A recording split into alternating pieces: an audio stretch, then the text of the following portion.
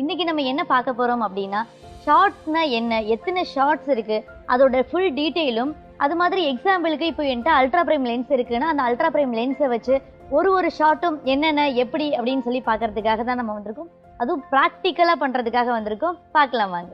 இன்னைக்கு types of ஷார்ட்டை பற்றி பார்ப்போம்.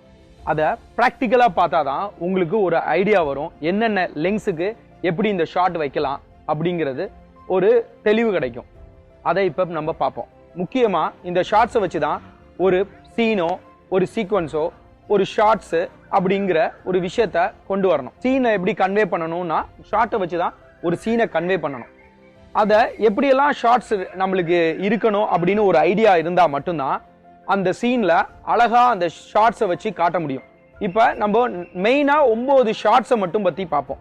இதில் என்னென்ன ஷார்ட்ஸ் அப்படின்னு பார்த்தீங்கன்னா, ஃபஸ்ட்டு எக்ஸ்டாப்ளிஷ்மெண்ட் ஷாட், ரெண்டாவது மாஸ்டர் ஷாட், மூணாவது ஒயிட் ஷாட், நாலாவது ஃபுல் ஷாட், அஞ்சாவது மீடியம் ஃபுல் ஷாட், ஆறாவது மீடியம் ஷாட், ஏழாவது மீடியம் க்ளோஸ்அப் ஷாட், எட்டாவது க்ளோஸ்அப் ஷாட், ஒன்பதாவது எக்ஸ்ட்ரீம் க்ளோஸ்அப் ஷாட்.